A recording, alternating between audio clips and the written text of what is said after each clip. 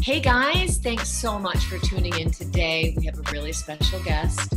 He has played recurring characters on at least 9 television series, and most recently, he has guest starred as a title characters in episodes of iZombie and The Resident, and we have so much to discuss besides acting, so please welcome Todd Sherry.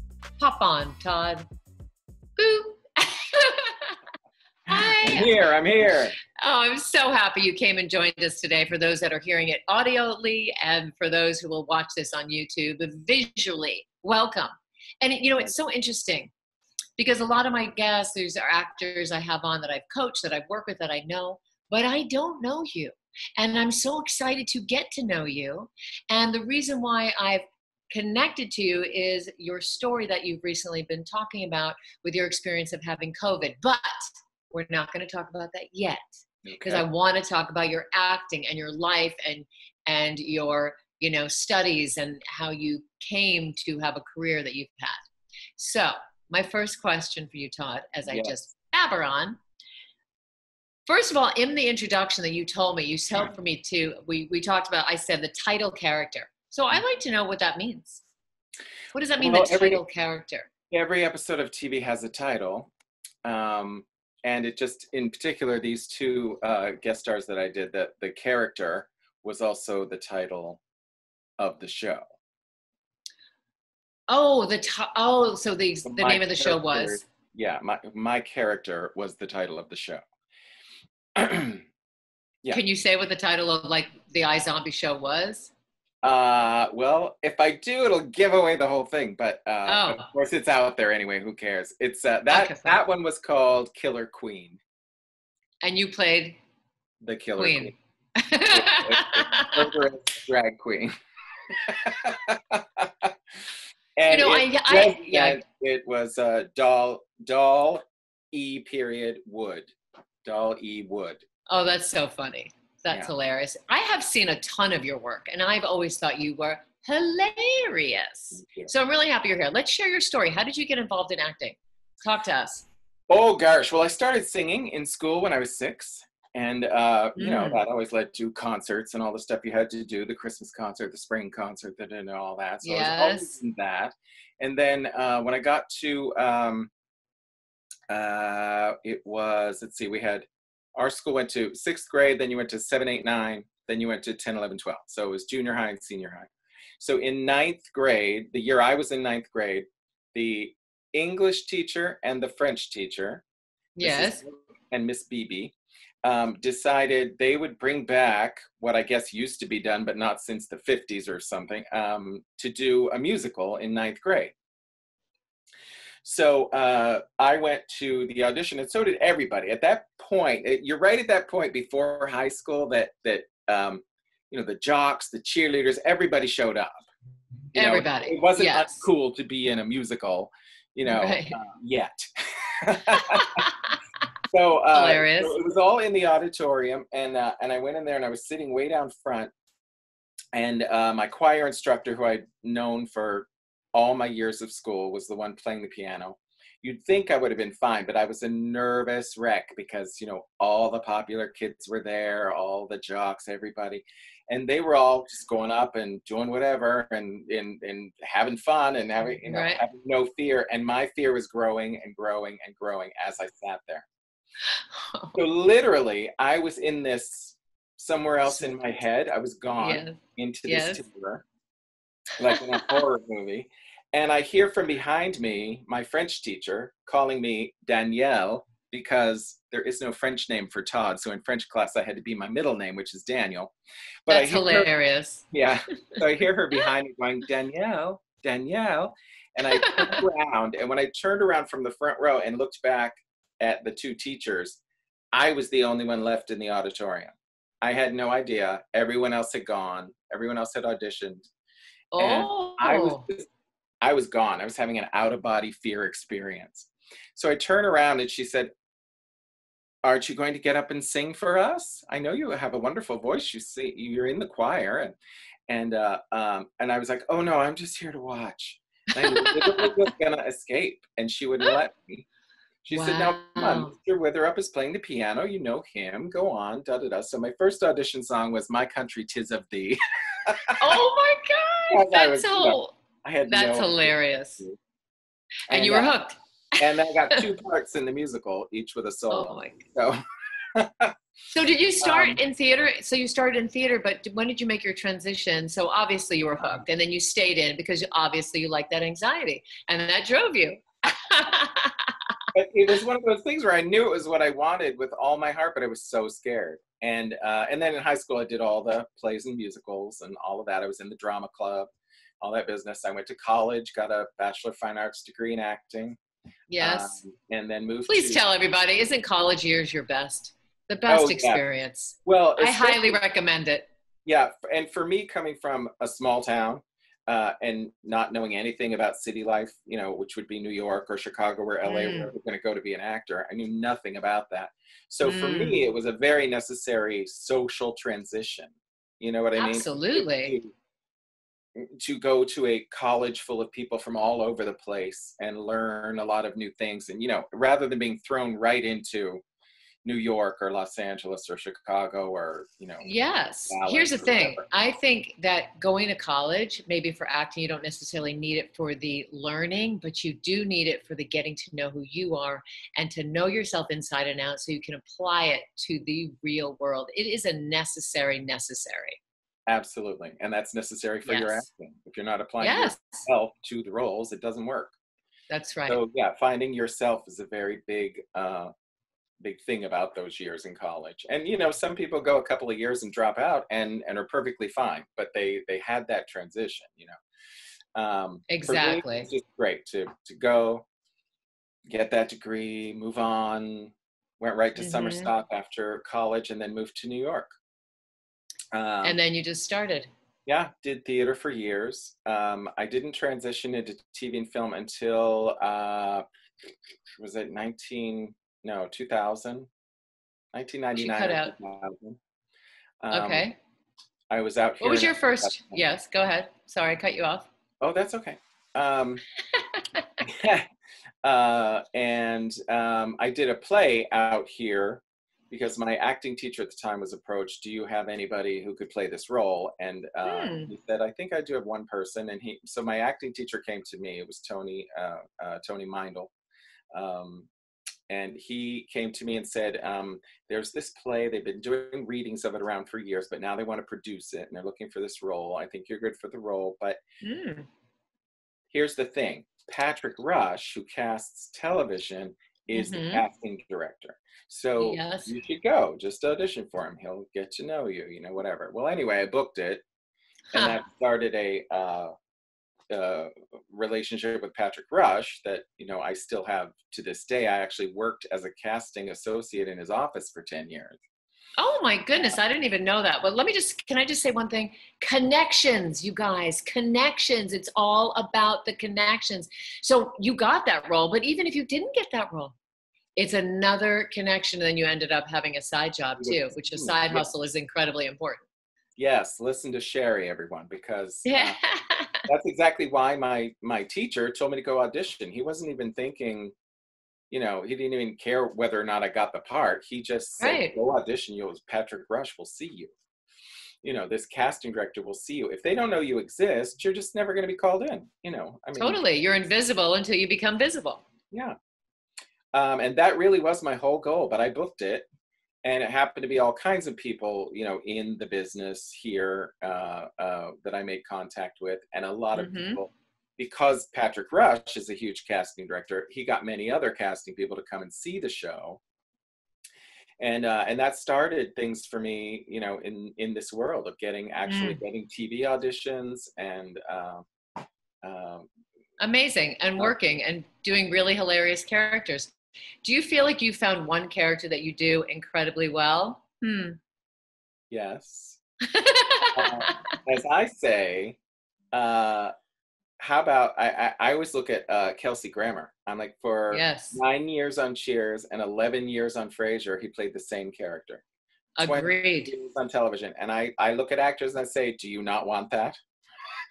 Oh, absolutely. Right? I mean, there's some people that can play that play a whole array of roles, but if you have, like the Lisa Kudrow's, if you have that one role that you play so well, it's money. Take it and run with it. Incredible. But Yeah, continue, and please. I would Sorry. like to clarify that it's not the, as you know, I know you don't mean this, but it's not the role that is the same, but it's the essence that you have that you bring to Yes. each role. There are many Yes. different roles you can play within that box. Yes. But they all have that essence of your truth and your, what we were saying earlier, that you find yourself and then you're like, oh, I have this and nobody else does. I'm going to do that. I call it your isms, but yes. Yes. Your true isms. Yeah. What was the first job? What was your very first job? My very first job was a guest star on an episode of Charmed. Oh, I did an episode of Charmed when I was an actress many years ago. Yeah. Hilarious. Hilarious. Great people. Okay, we're going to come back to the acting. Okay. Oh, wait, but we really didn't say the character that you found your play. But you know what, you guys, we're going to skip that because you guys can go and IMDb you and watch you on all the shows. Go and on you YouTube. guys will understand. Tape. Yeah. Yeah, there's plenty of tape, and you're so funny. You're just so funny and free and awesome, and I love your work. But I really did, I'm going to get to the truth. I really contacted you because you have just experienced about having COVID. And I do want to talk about it because it's just very real, and not many people get on and talk about their experience. And I think that because people don't talk about their experience of it, people don't think it can happen to them. And it can. So I'm doing a safety episode about wearing your mask and washing your hands. And I want to tell everybody about your experience and how you possibly got it, blah, blah, blah. Please tell us. We are very interested. We, meaning me, but I hope everybody else is too. So let's lean in, you guys, and hear his story. Lean in, everyone. Yes, yes. Let me be clear at the onset that I had a very bad case of it and a very early case of it. My first symptom was March 16th. Wow. So from March 16th to April 15th, I was pretty much unusable to the planet. Wow. Well, I'm glad you can laugh about it now because it's really awful. It's awful. It is awful, and it was awful, and it well, I'll just tell you my experience. How I got it, I do not know. I was, prior to that, from the March 5th to March 14th, I was in Palm Springs. It was a friend's 60th birthday, and he was having a whole shebang, and about 30 people were there in several different houses. We were all gathering together for different things. Out of all of those people, 3 people got COVID, but we don't know that it happened there. Yeah. It happened on the way home. It could have happened, in a restaurant prior to, it was 3 or 4 days after I got home that I got sick. And you weren't prior, you didn't have any preconditions to anything. Normal. Right. No. Yeah. Right. So my boyfriend also got it, but he had no symptoms. Oh, interesting. Yeah, he didn't know until he tested after I tested, and then he tested positive. The other woman who got it tested positive for over 90 days. She continued to test positive even after she felt better. So that's something people should know, that people think they had it and are over it and are fine, and then they're still carrying it. They still. Yes. So my particular case, it came on pretty fast. The first day I didn't feel sick. I just had no sense of smell or taste. Just all of a sudden you woke up and that was it? That you just woke up? Yeah. And I had, at the time, I have a very large grapefruit tree in my yard, and it was blooming, full bloom. You know that smells like. It's a very amazing scent and heady. And I put my face right into a bunch of blossoms and couldn't smell a thing. And you didn't feel sick, though. You just no. Yeah. Interesting. We didn't know at that point that was a symptom. Right. So I just was like, why can't I smell that? That's weird. And then the next day I woke up and I started to have a dry cough. And I thought it was because I slept with air conditioning on. But it Uh-huh. got worse and worse and worse as the day went on. And I was like, so I have a little, I'm sitting in there now, this little office building on my property, Yeah. aside from the house. And I came out here. There's a bed in here and a TV. And I came out here because I have a roommate. And I was like, just in case, Mm. it's this thing they're talking about. And the coughing just got worse and worse, and we're absolutely unproductive cough, dry, painful, and then eventually Painful. the cough was painful. It felt to me like, I said to my doctor, it felt like there was broken glass in my lungs, and when I coughed, it was shredding something. Wow. Terrible pain. Terrible. And so I dreaded And when the wait, can cough I was coming. just ask you that onset, like within hours of waking up and then just the hours of not smelling the same day? Immediately upon waking up, I had the dry cough, but it was very intermittent for the first half of the day. And then it just started being pretty constant by the end of the day. Like a bronchial feeling, like when you have bronchitis, that kind of cough? Yes, but No. as I said, also very painful. Yeah. So yes, it's uncontrollable like a bronchial cough. Yes. Yeah, I tried all kinds of things for coughing and nothing.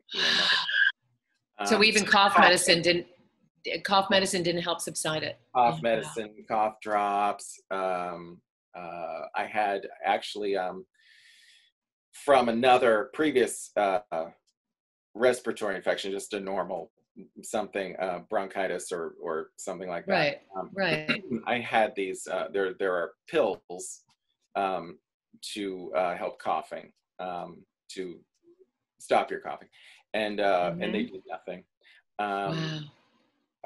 Ibuprofen did nothing. I was having pain. I was having this pain in my head. It felt like between my skull and my scalp. It felt like somebody was putting electric rods in there and moving them around. Jesus, this is And so awful. yeah, it was very, very bad. And I had to stay as still as possible or it hurt more. So. And did you have a fever? Did you have a fever at this point? Yeah.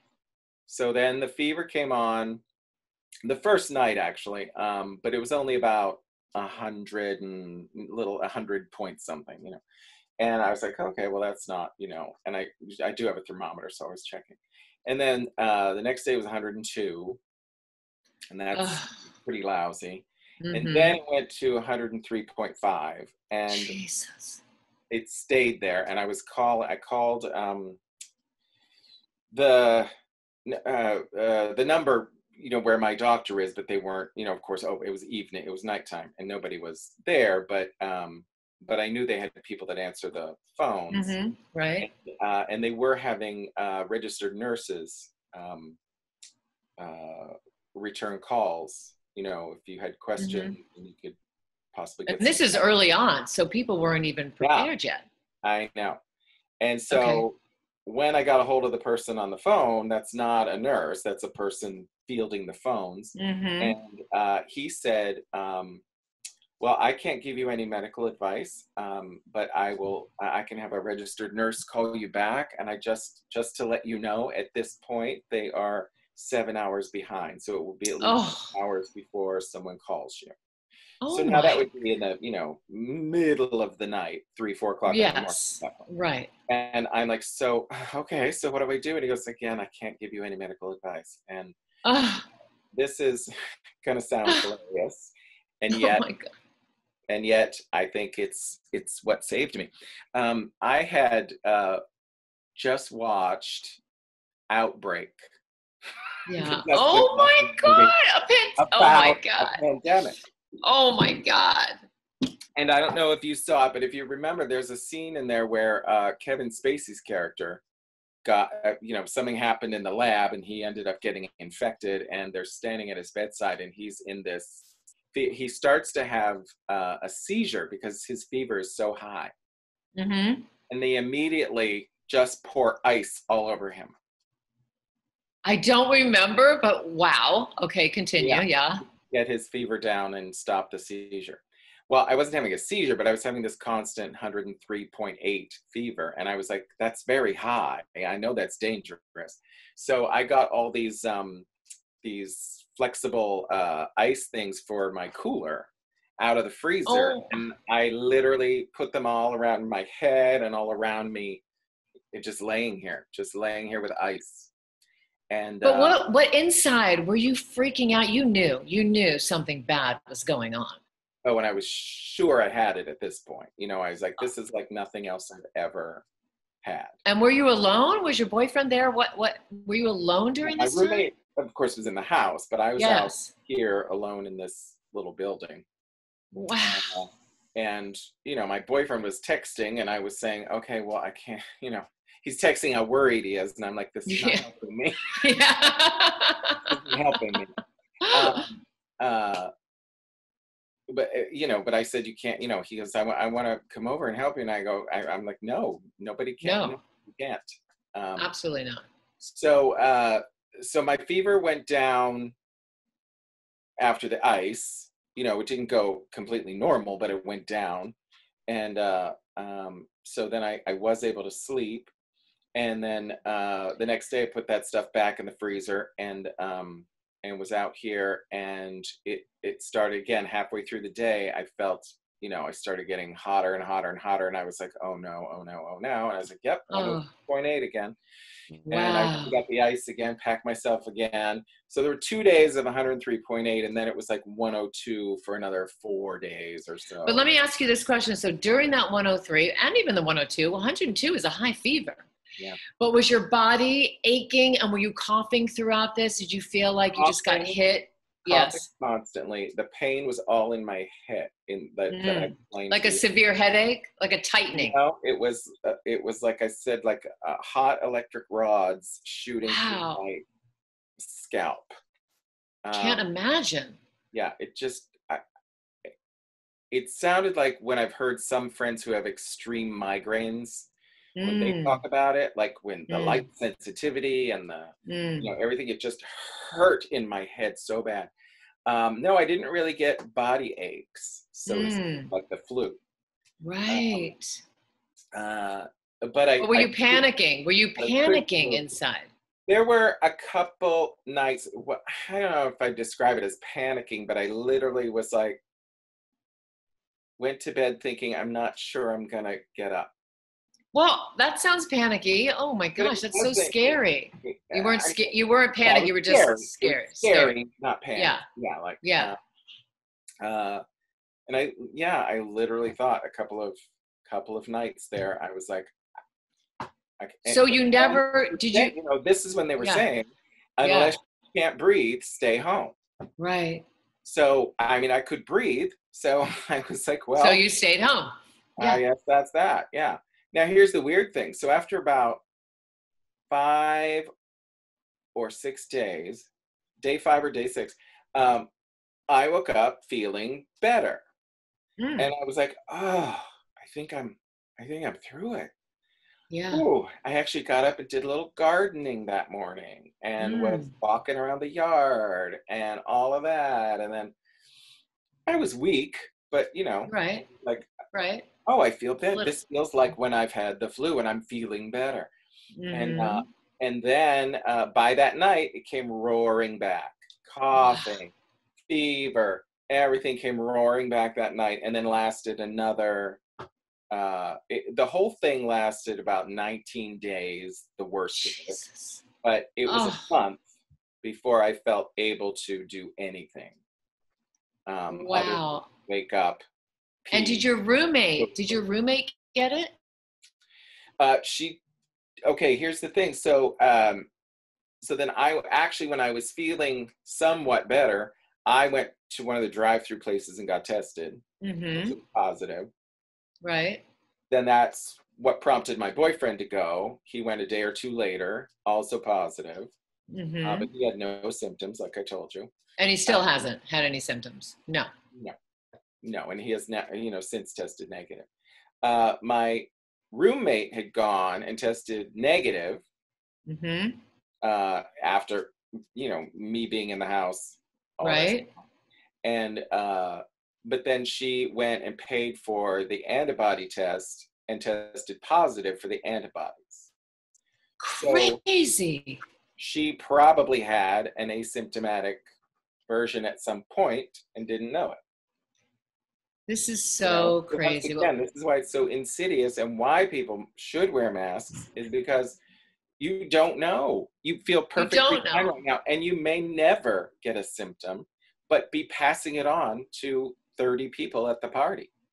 30 people. And I mean, I know people around me, including, well, I don't want to say, but they've been having a lot of parties, and it's just so crazy to me. They just feel like they are invincible, and it is not an invincible, awful thing to get. And like you said, I'm so happy you recovered, because I know people who haven't.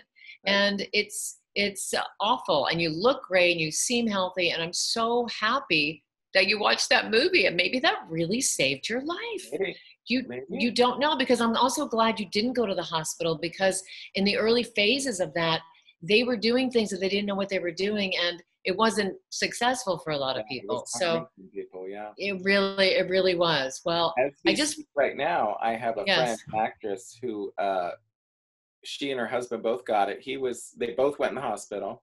He got out of the hospital in 16 days. She's on day 120 in the hospital. No. Yeah. Is she in a coma? Or She had to be put into a medically induced coma. She's out of the coma, but now she's had to learn to walk again, and yeah. speak again, and breathe on her own again. So she's And slowly but surely going to recover, do we think? yes. But my God, I mean, Oh 100 my God. days. That's 4 months. 4 months in the hospital.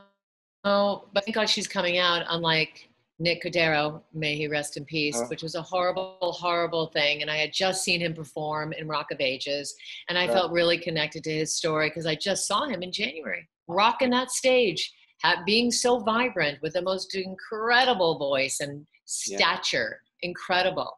So, well, I just wanted people to hear your story. And how do you feel about, I mean, obviously you're protecting yourself. You don't know if you can get it again. You don't know.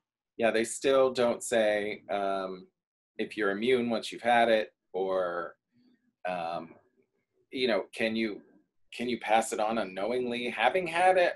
Nobody knows. I Nobody put a knows. mask everywhere that I go. I do have, my boyfriend, my roommate, and I can all hang out. Correct. So none of us wear masks with each other. Right.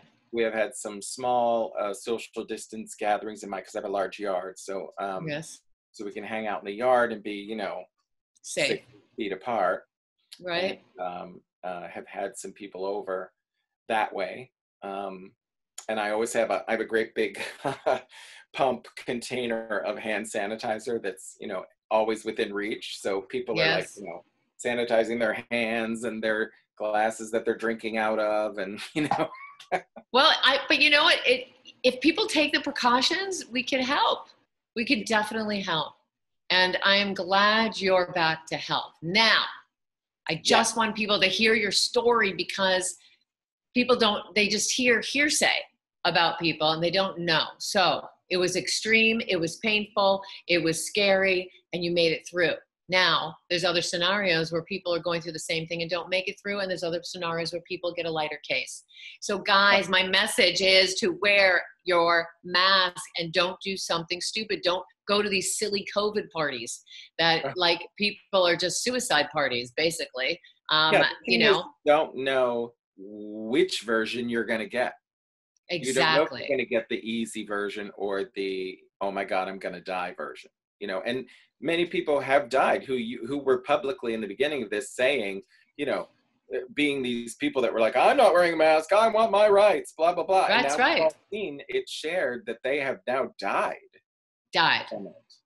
So you don't know what version you're going to get. It doesn't matter if you're young. It doesn't matter that there are young people dying, just like old people. And that's right. And every age. It's a very insidious virus. You don't know where you're going to get it. You don't know how. I have no idea how it happened, and how nobody else. The thing is that 27 other people who were sharing space together all that time Did not get it. None of them had it. So I can't believe that it was at that gathering. Yeah. You know what I mean? Why would only three people? Or you touch something that it was on for that second, you don't know. So just be safe and be careful. Now, thank you for sharing your story.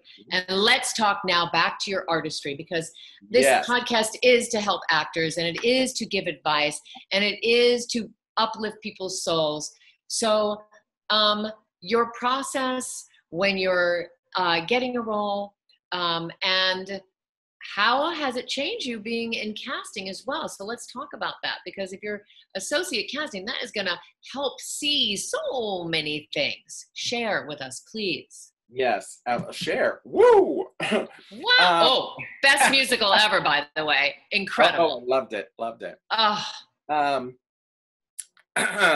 Yes, 10 years in casting was amazing for an actor. Now, I was acting the whole time too. I had a great, because Patrick Rush had cast me in that play in the first place. When he hired me, he knew I was an actor, and it wasn't an issue of that. I was able to leave for auditions and bookings, and and come back to work. And to be in the room for thousands of auditions and just see thousands of auditions and see what works and what doesn't work, and who's booking and who's not booking, and what the producers say when they leave the room.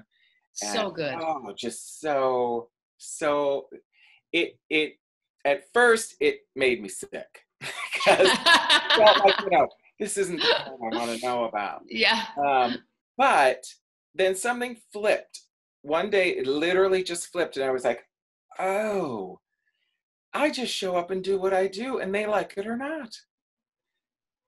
Exactly. You can't please anybody. To please them. I can't show up trying to figure out what they're looking for. Then I've already lost. 100%. They don't know what they're looking for half the time. So you took it as a learning growth and the aha moment that you're like, oh my God. Yeah. This is so much easier than you thought. Yes. But I always say to actors, if you're Pepsi, give me Pepsi. Don't pour Orange Crush out of your can. I don't want to open a can of Pepsi and see Orange Crush come out of it. You know what I mean? It's like, I don't want to see an actor that is not at all this character, just trying to be that. So now I don't know who they are. I don't know what they have to offer. Well, it's the combination. And you have to honor the words on the page and tell that story, but you can only do that from the essence of yourself. By bringing you to it, but too many people try to conform to what they think is the right way to do it. And then what the producers say is, well, they're all doing it right. But yawn stretch. They don't want to, they don't want to hire those people. They're like, everybody's doing the right thing, but nobody's interested. So from watching those auditions, from being that, the fly or the reader, whatever, you were in that room, that got you, that message was clear. So like when an actor walked in, what were the things that weren't resonating besides not really truly being your true organic self? But there's other things that actors might do in that room that you can share with actors listening that might resonate. Things.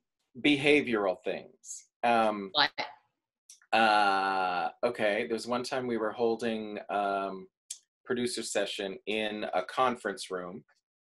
So the producers, we casting, everybody was sort of at one end of the long oval table. Yes. And actors were coming in and being at the other end of the long oval table. So one guy came in one time and just pulled out the chair, sat down, put his feet up on the table, and like this. Wow. Started chatting. Immediately, everybody makes a judgment about, do I want to work with this person for 14 hours a day?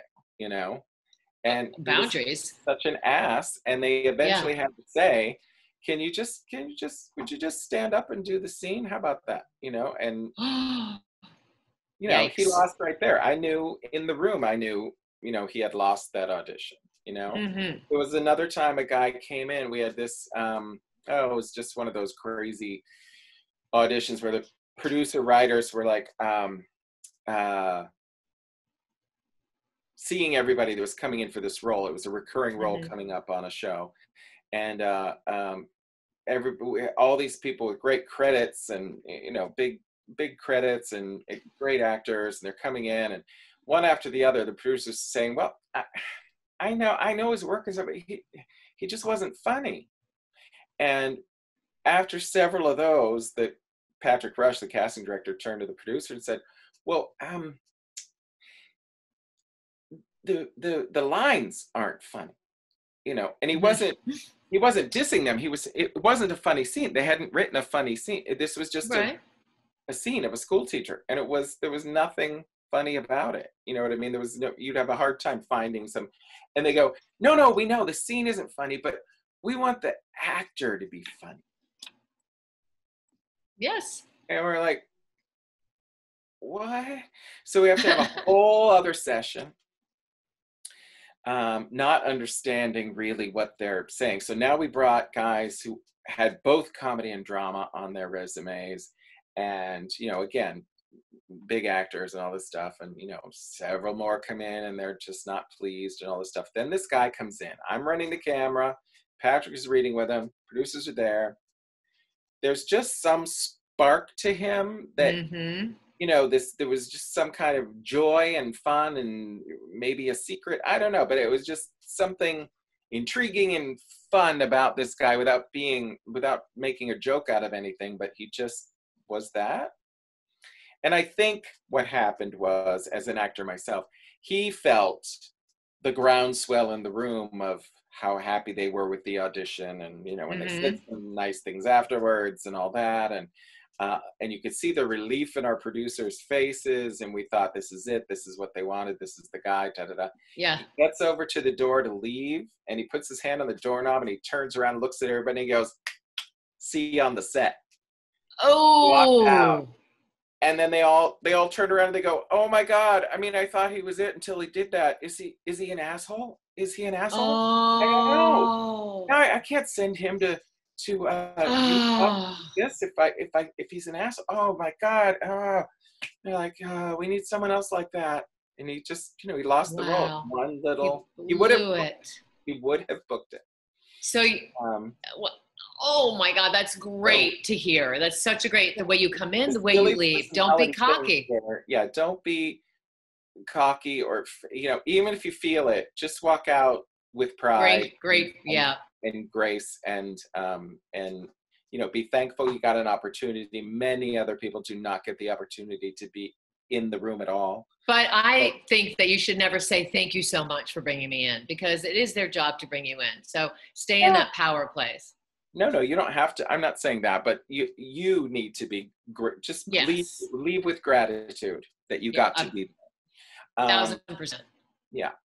And Dan, have fun while you're doing it. When people come in and they are, when they would come in and they would be like scared out of their minds, or, you know, literally like paper shaking or something like that, they're never going to hire you.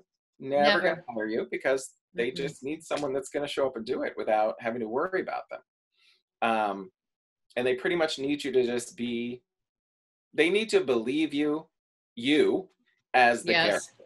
That's all they need. And also feel safe in your personality, that you're going to just shut up and show up on set and not be an issue, not have boundary issues. Yeah. We had another woman who had a recurring role in one of our shows, and she postcarded them to death. After the fact. What do you mean? She had a role that came back. Okay. A couple of times, but every time she would get to know the cameraman, the you know, the DP, the crew people, she would send a postcard separately to every person. So one time when I went down to the studio to hold an audition, I'm walking through the offices and I see this giant cork board on the wall covered in her postcard.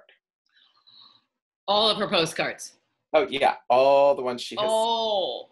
So I'm looking at that and I'm going, what's that all about? And they're like, oh my God, she sends postcards all the time. And when she's here, she acts like she's, you know, a series regular on the show, and blah blah blah blah blah. Don't you know? We get a call from the producers, and they're like, okay, and it was a little group of 3 women that recurred. They said, Mhm. yeah, we want these 2 back, but not this one. So Wow. they said we had to find another woman. Um, And and she didn't know. She just didn't know. And she no, and just went she even overboard. had her agents call me at Patrick's office to ask. Why it said Mm. she saw an episode with the other 2, and why wasn't she on it? And blah blah blah blah blah. And I'm like, oh, I think they're just mixing it up. They're just, we're gonna. What are we gonna say? We're gonna, The truth? No, you couldn't tell uh, her. You just no, couldn't. It wasn't your place. It's not your place, not your show. You can't. no, no. But Um, wow, you must have learned so much from all these little experiences. Did it make you feel calmer going into the room? Like it's not the biggest ordeal of the world. It's just you're an actor. You got to go in. You got to tell your story. You got to be sure you understand the script. Break it down. Make it specific, and then live it. yes, and also, television especially happens very quickly. So, Yes, pacing. you could be shooting the day after the audition. So it's just, you just have to be what they're looking for that day, and not worry about it. If you're not, you can't change that. That what I always say is that you want to book the room as opposed to Yes. booking the role. So if you Hmm. book the room, they like you, you're just not this role this time, we'll call you back again. We'll call you back again and again and again. The producers like you, we liked you. It just wasn't your role that time. Hmm. Or someone else came in and just lit it up so much that, you were the choice until they came in. Something like that. But still, they're like, hey, let's remember this guy or let's remember this gal. They were really good. We'll just keep calling them in until we find something for them. So that's what you want to do, in my opinion, is book the room. So those And casting. so let me just interject. Can you just give 3 pieces right now, what that would mean to actors listening that would be so beneficial in booking that room? Like I would say, be specific in story, and I would say a bunch of things, but I'm asking you, what would Well, those things I'll be? tell you, I say, I mean, that everyone in that room is already assuming you know how to act. They don't need to see Yes. any of your, they don't, they just need to believe you as the character. They Yes. already assume you can act. It's not like, Yes. Well, you that's, never want to show the acting, but yes, no, no, yes. no, no, no. Oh my God. Never. That's another thing. Ah, Okay, so just let me interject this story because it was a good. please. So we're Good. having this producer session, and we had probably 10 or 15 roles in the episode, and some of them were co-stars, 1 or 2 lines. And but we have to hold the session and get it all done. Yeah. So this one guy comes in and he has 3 lines, and you'd swear he thought he was, the lead of The Graduate or something. It was so much work Mm. and so much, you could see everything. So he leaves, Oh, and then the producer goes, "Where's that guy's resume?" And we throw him the resume, and he looks at the resume on the back, and he goes, "Yep, Yale School of Drama. I saw every dollar he paid." oh, ow, He ow. was like, "No, You just got to throw it away. You got to get throw it things away. out, and we gotta believe you in 3 lines that you're the manager of the restaurant or the nurse or the, whatever it is. It's just, And also, let me just say, with the proper timing and pacing accordingly for what genre it is, because television is a faster medium. yes. 100%. Okay. So anyway, Yes, go uh, ahead.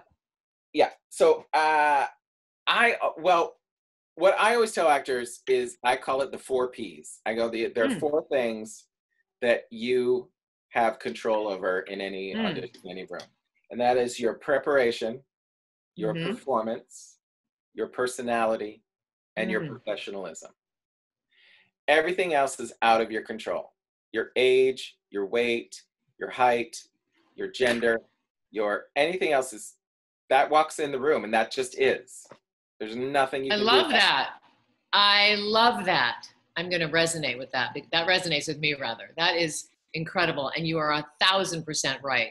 None of it's in your control. except for none of that is in your control. If you, Shari, walked into an audition and you looked like one of our producer's exes who he hates, do you think there you're you going to go. get part on the show? I don't think so. I don't think they want to spend a week with you on the show. No. And like, you know, as soon as No. you leave, they go, Gosh, oh I think that happened a lot during my acting days. No, I'm kidding. that's it. You should just play exes for the rest of I your understand. Now I understand why I didn't get those roles. Thank you, Todd. But I mean, it literally, that can happen. Yes. That happened. We had 1000%. We had one producer who could not stand it in any human being if when they smiled, they showed their top gums. I love it. Yep. Yep. I understand. Don't ever bring in another actor who shows their gums when they smile. So here you are, you know, studying, doing workshops with that casting office, just trying to get in there on that show. And maybe you're even really right for the show, but we can't bring you in because our producers don't like it that your gums go when you smile. So all of that is out of your control. Crazy.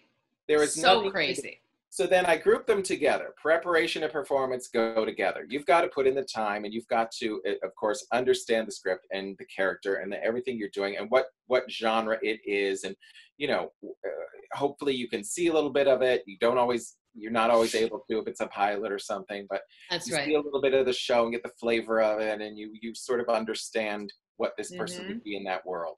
And you bring that in with yourself. And create a performance. It's a performance because it happens so fast. They really don't have time to work with you and mold you into some character. They want to see it in the room and say, okay, put him in costume. Right. Put him in. Great. That's it. That's the guy. Done. And they'll give you, you know, little direction on set, but you know when you go, director. They don't really have time. They don't have time. They're doing a whole lot of other things, and they don't want to have to. They got to get the shot. They just want the shot. So your preparation and your performance, that's what you all do before showing up. And then your personality and your professionalism. That's the things I was talking about other people being, you know, acting cocky, or there was one time there was you know, we've all been there where you're in the waiting area and there's like one actor or actress who just won't shut up. They are disruptive. They're annoying, even in just their tone or whatever. And we had one time we were holding a session, and you don't know who, by the way, who is in the waiting area. There may be people walking through there that will have something to do with your audition. Exactly. And that's exactly what happened. The writer of the episode had walked through where the actresses were waiting, and this one was, you know, being obnoxious. And he came in, he shut the door, and he said, "What's with that obnoxious chick out there in the striped blouse?" Wow. And everybody's like, "Oh no, I don't know who, what?" He goes, "Oh, she was going on and on about," and he was just turned off by her personality in the waiting area. Right? Important. So when she came in, she already lost it. She didn't have a chance. No. You know, had she not been that way out there and he had not walked through, you know, it might have been different. There was another guy who, at one audition, locked himself in the one and only bathroom that was for actors and staff on the show, and locked himself in there to run his lines.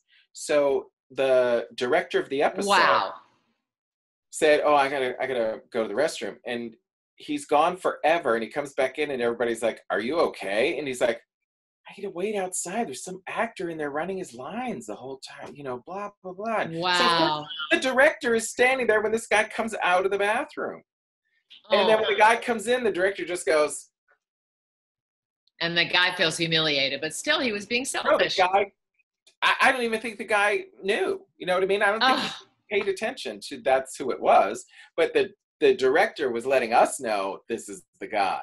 Oh, I see. Yeah. And we're not hiring this guy. Let's just get this over with. You know, so your personality and your professionalism. I always say that the audition starts when you are on the premises. If you are, as soon as you walk on the Warner Brothers lot, even though you're going to have another 20-minute walk to wherever the audition is, you are at the audition. Don't be an actor. Yes. somebody in a golf cart could be headed to that audition and see you being an asshole. It's such great advice. Oh my gosh. When I promote this, I'm putting those 4 P's up there because that will make or break it. And then the work doesn't even matter because honestly, your professionalism, in my opinion, is more important because if you're boundaryless, then it's their house. Yeah. That TV show is their house 14, 18 hours a day. Think about who you would want to invite to your house for 14 hours a day. Exactly. You don't want any of those idiots, assholes, actors who come in and are like, I just need a minute, and turn around and go in the corner and work up the emotions. They don't want to see that. They don't, nor do they have the time to. They just want it to be easy peasy. You want to be calm and focused and grounded, tell your story and leave. And don't complain. And yeah, you're great for the role, and I could hang around you for 12 hours a day. You know? 100%. Gets invited to the party. The what? Say it again? Be a person who gets invited to the party. Agreed. That was incredible advice. Incredible, incredible. And of course, I just want you to close out by just inspiring, of course, because I'm lead with inspiration, of course, and those stories were amazing. So just 3 things that you would tell actors to do. Study what, and what, besides the 4 Ps, which were incredible. I would tell them that I never booked a job until I brought myself to the audition. Great. Jack Plotnick, you know Jack Plotnick, actor and acting teacher. Don't. He has this great thing that is that I even write on the top of my script sometimes when I go to an audition, and it's just for this room. Think of those words. Just for this room. I like it. You're not doing it in a theater. You're not doing it for at the Hollywood Bowl. You're doing it just for this room because that's how it'll be for the camera. Lovely. So just people sitting right there. Just do it just for this room. That's all the bigger it needs to be, you know? Great. And I love the quote by Henry Ford, who said, if you think you can or you think you can't, you're right. So if you go to an audition already thinking, oh, well, they're never going to believe me in this role, or I'm not famous enough for this big role, or any of that crap, you've already lost. I love that quote too. Amazing. Thank you so much for imbuing your stories. And you guys, if you have any questions to him, you can come through the office and we will shoot questions your way. So guys, thank you so much. And whoever listened today, thank you for tuning in, and stay out there, be courteously aggressive, and go after your dreams. Todd, thank you so much. Appreciate your time. Bye, everybody. Stay safe. Wear your masks.